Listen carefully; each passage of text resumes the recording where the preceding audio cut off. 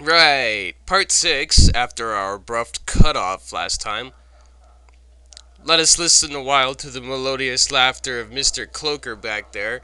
I don't know if you can hear it over my words coming out of my mouth, but he's definitely enjoying his barrel throwing process over there.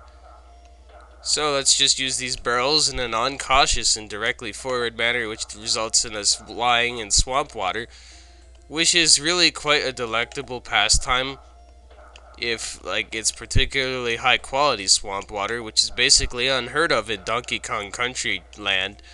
So let's never mind that sentence and just keep going. So here we have some bees who are best avoided if you don't want to catch the bees, which is a slang term for barrels running into you and knocking your bananas out of your pockets, which you don't even have because you're not wearing pants. So they're sort of extra dimensional pockets, perhaps. These barrels are moving and rotating and countdowning. This is already quite complicated of an affair to be persisting. So I don't know what is going on. Actually, I do know quite well what's going on, but that doesn't mean I have to like it. So barrels, barrels, barrels, and more barrels. They're not barrels of monkeys, despite how appropriate that saying would be in this situation.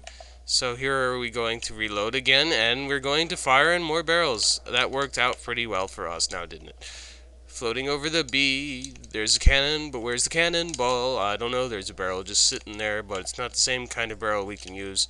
Cannonball's probably forward, and we probably have to backtrack to utilize it. Isn't that a wonderful gameplay element of gameplay? Gameplay is kind of no Ramby. There was never a rhino. I don't understand this strange coincidence of turns of events, but let's keep going in barrels because those kind of work well as a means of transportation. Here we have guys throwing beetles because they have nothing better to do with their lives, and they're quite losers. Hooray, that part's kind of cool. There's a DK barrel, because it says DK on it. There's no other reason for it to be called that. They are not very inventive with their barrel naming scheme. For example, TNT barrels even say TNT on them. Why wouldn't you make it less malicious and more warningful by saying exactly what they do say? So, let's... You can jump on rolling barrels. Oh no, he throws bees. That's quite zany and crazy, which are the same word, remixed with different syllables and noises and letters. Just how synonyms are what they are. Ah! Bees are not best at thrown at now hours. Let's ignore that and give him the benefit of doubt. Perhaps he was only throwing a bee by accident. He signed up to throw barrels and found a bee in his pocket. It's probably not his fault. See, there we have the bee problem again. Let's try throwing Diddy at it, because throwing things at problems generally results in solutions, especially if you're throwing money. Find the token. We gotta be super quick and stuff. Super quick and well timed in our coordination to make barrel efforts. Go. Ah, that worked. Even though it told us to shoot straight down, I took the risky angle and shot straight not down. So let's just jump on this thing. We don't need a reward. Rewarding is the solution of the game itself. I think this was Glimmer's Galleon, which means that we're going to run into Glimmer. And his whole gimmick is that he makes light appear in dark.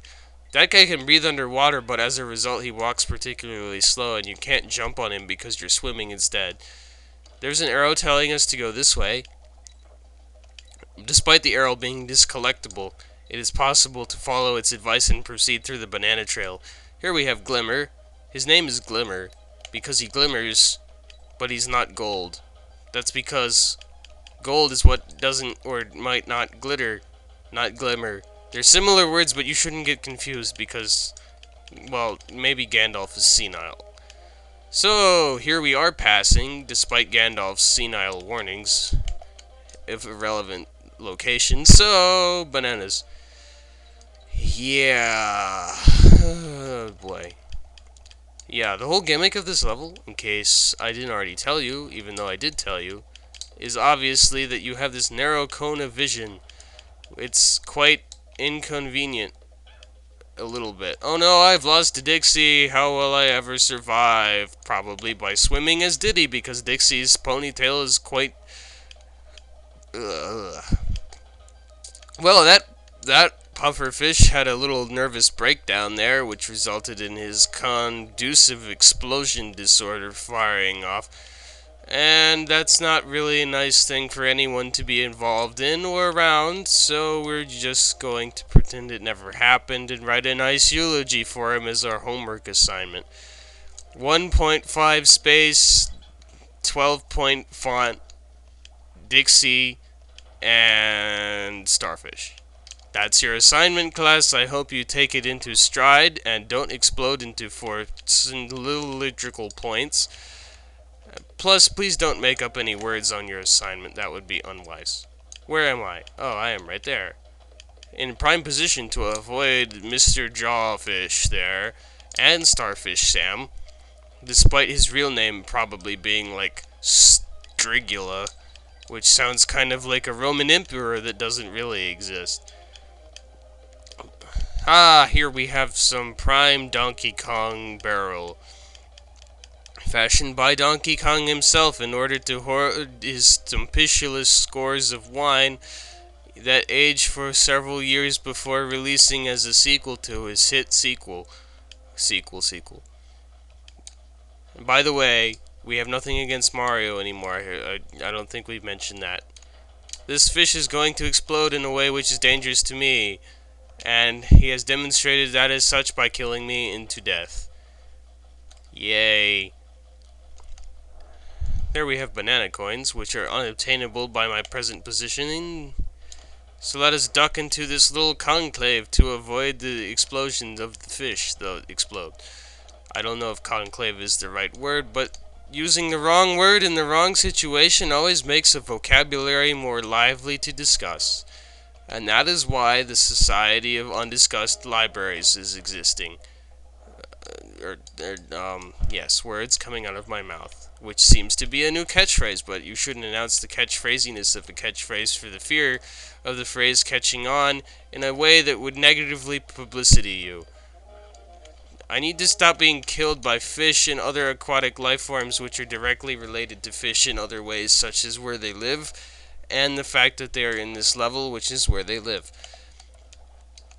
Because if I stopped getting killed, I might be more alive to deal with the consequences of my own death, including family relationship problems, wills to write, and the horde of bananas being stolen by underwater aquatic crimling creatures.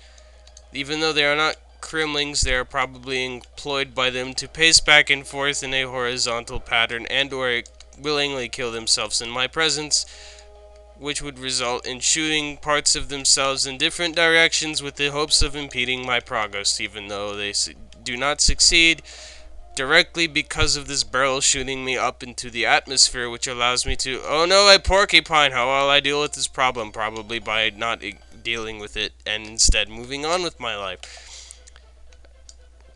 Yeah, let's save at the Kong College because it's on the middle of a boat once again, although it might have been something else in the middle of a boat, although that was in lava. This game seems to... Whoa! Saving the game costs money. That's crazy. Yeah, that's pretty crazy. I don't care, though, because I have the magic power of R3 and L3, the droids that save my game for me at command. Crockhead Clamber. This is going to be a crockpot of buffoonery, I can tell you. I guess this guy is Crockhead. He's probably a huge jerkhead, which is a word that is comprised of 2 other words, thus making it a compound cat o' nine tails, which is another enemy in this game, incidentally. The main enemy in this game is falling to your death because it's a sentient force which makes you fall to your death if you're not careful about not falling to your death, which is of course a good thing to be careful about, especially if you dwell in the realm of many bottomless pits which are disguised as liquid. Pits in liquid form are quite deadly. They can come in the form of lava or lava acid, or like water that you think you should be able to swim in, but you really can't because your video game character of choice doesn't understand the basic concepts of swimming. such as managing to avoid drowning, and good job. So here we have Jumping Dude, whose main appeal is that he's not Jump Man, which is another slang term for Mario if you're into the old arcade game, which was not named Mario. Swamps, yes, that's what we are in. Swamps that consist of multiple S's are the best kind of swamp to not linger about on your tongue, because then it would take a repeated amount of time to display your amazing ability to go upwards through a barrel. This arrow is telling us to go up. I wonder why. It's probably because of that. The video's almost over. I wonder if we can destroy them all in the short amount of time we are given. Oh no. No. No, we can't.